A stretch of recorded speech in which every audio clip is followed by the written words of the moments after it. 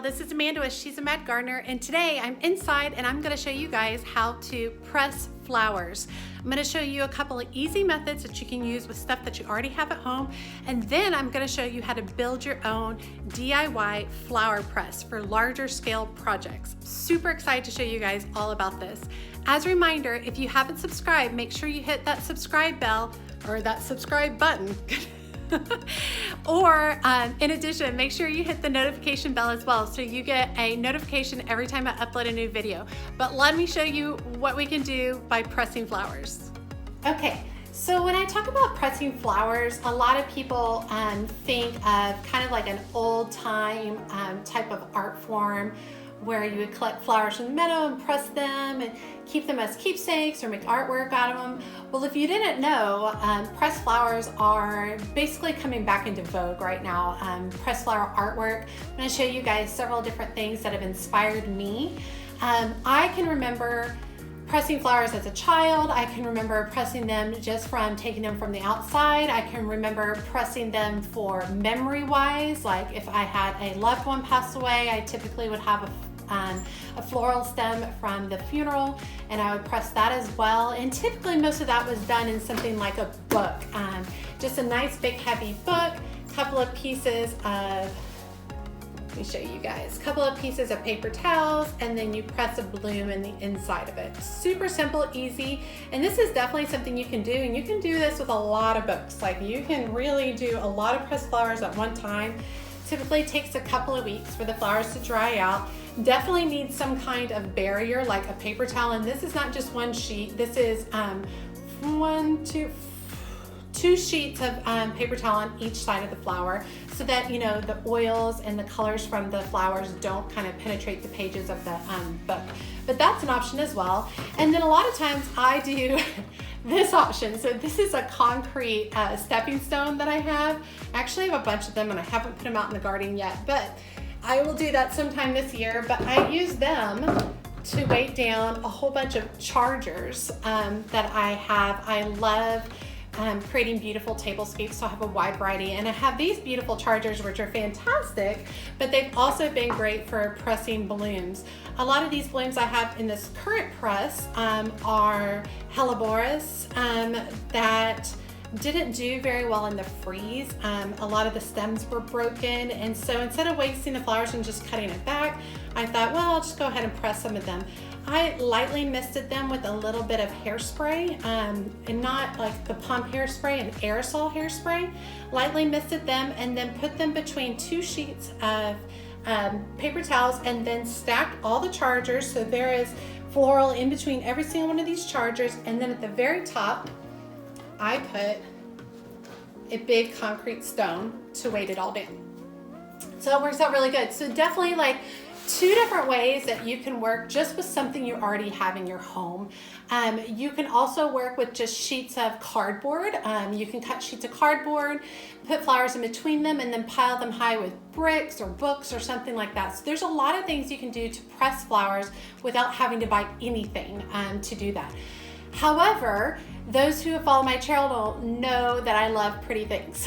So today I'm going to be creating two different presses, two different styles, utilizing some things that I got from Michael's and some things that I got from Home Depot as well. And I'm going to be putting those together, and they're going to be beautiful presses that I can utilize to do a lot of blooms at one time. So I'm not just talking one or two blooms put between some pages. I'm talking like 100 blooms at a time, because since I've been so inspired by the latest kind of DIY pressed flower artwork, I definitely want to create basically a pretty large scale design for my dining room space. So I'm going to start collecting flowers, pressing them, and then kind of overviewing them as I decide on creating these artworks for my walls of my dining room. Now, I'm totally gonna put out a video with that artwork so you'll be able to see it.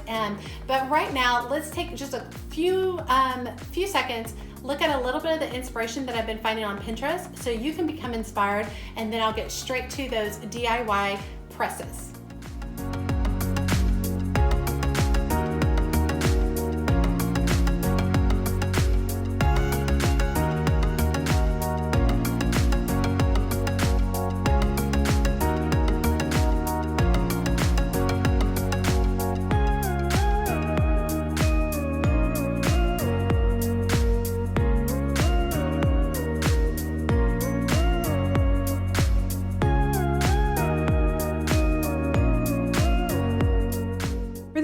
press, I started with 2 of these wood planks from the Michaels crafting section where all the wood pieces are. This piece from Home Depot, which is in the molding section, some carriage bolts that are about 4 inches long, washers, and wing nuts to secure everything. Once I had opened up the packages, I applied the decorative molding utilizing a little bit of wood glue and let it dry for a couple of hours. And then I went back with a stain that I already had on hand. I almost always have some type of stain on hand. So feel free to use what you have or go buy something that works for your aesthetic. But I utilized this one, a golden oak color, and it went on the wood really smoothly. Once I had applied it all over the piece, I went back with a paper towel to wipe off any excess.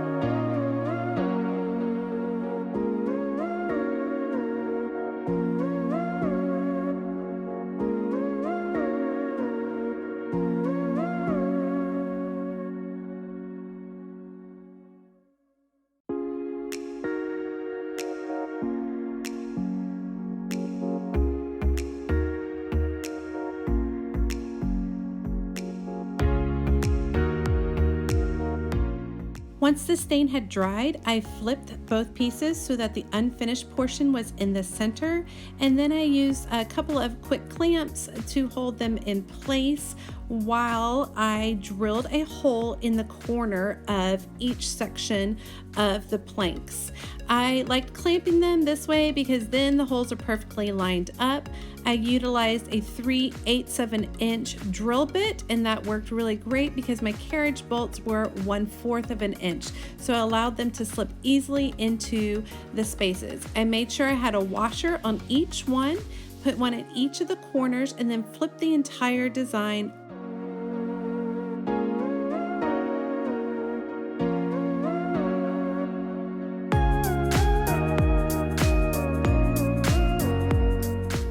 Look how easily the top plank slips over the carriage bolts, and then I utilized the wing nuts to secure it in place. And this one is good to go.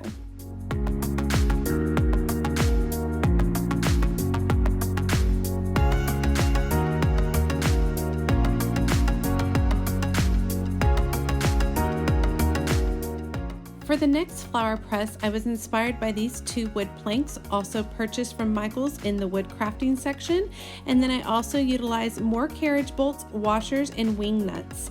I started by lining these up to make sure they fit appropriately and decided that because this was smaller, I was only going to put drill holes in 2 places instead of 4 on this particular design, and made sure they were lined up, drilled all the way through, and then after I was done, I opened up the 2 pieces, flipped them over, put a couple of carriage bolts in, and utilized wing nuts to secure the entire thing together.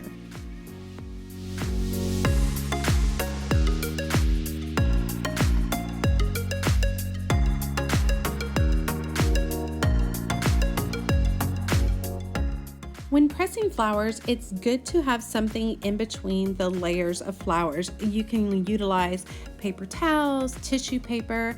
I decided to opt for watercolor paper. I felt like I could use it a lot of times. It was nice and thick, and I thought it would work out really well. To add a little bit of substance to this particular press, I decided to go back with some of my watercolor markers, add a little bit of design to it, a little bit of interest, and even sign my name at the end. It just kind of personalized it a little bit more. You can always go back and decoupage. You could use a wood burning tool. You could do a lot of different things to personalize this particular press for yourself.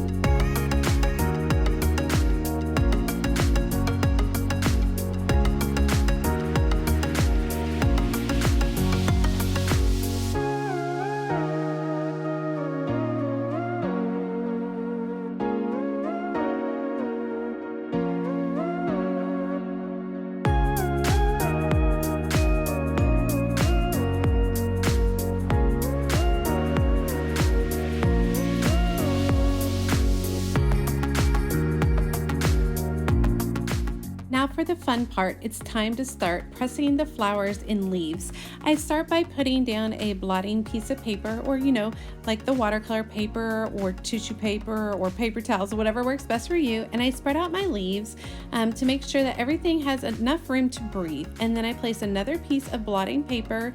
And then I also like to include a piece of cardboard. You can cut them from your Amazon boxes, whatever you got. It's a great way to repurpose cardboard. And then you go back and add another layer.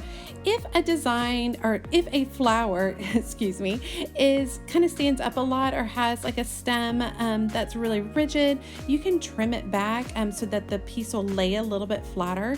I also broke up this particular one, which is actually candy tough, into little pieces, and then I can always restructure it back into a bunch once it's all dried and pressed.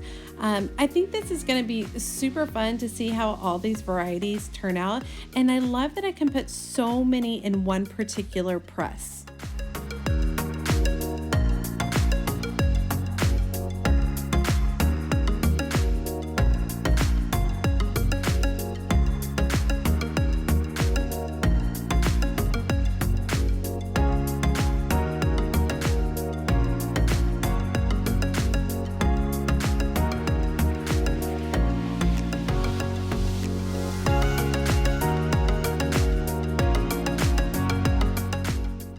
How sweet are these little violas? I love them, and they are going to be fabulous once they're pressed.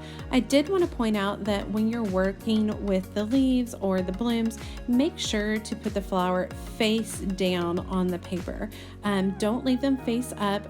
They will not press as well because it is difficult to situate the top blotting paper down on top of them. So make sure your bloom is face down on the paper when you're pressing flowers.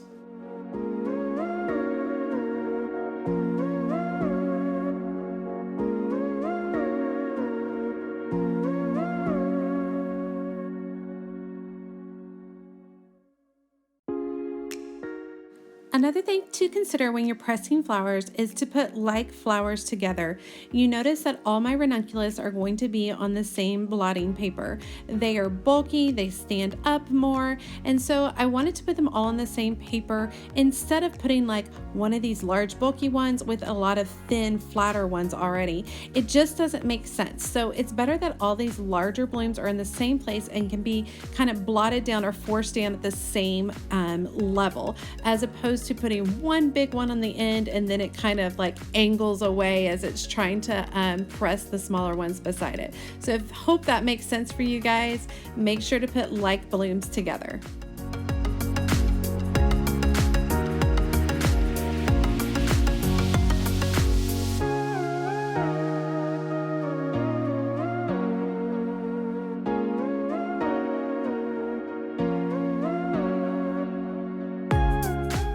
Okay, these daffodils were definitely a challenge. I knew that I would not be able to face this particular bloom face down. So I knew they were going to be angled kind of side view. So I kind of made sure that all the petals were kind of going down, and then I came in with the blotting paper and tried to angle the petals that were on top towards the top. I know that sounds odd. I hope these turn out well and I get to show you guys what they look like later.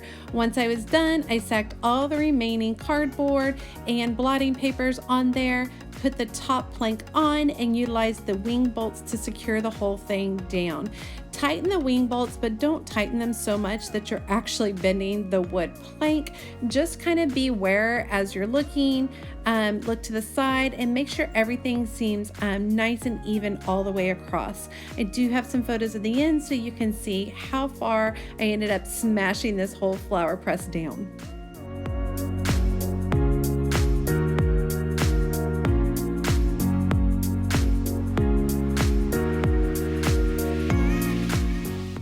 And I do think the final products are just beautiful. I think these are beautiful to look at. I think they're gonna make beautiful pressed flowers, and I think they're gonna hold up for quite a long time.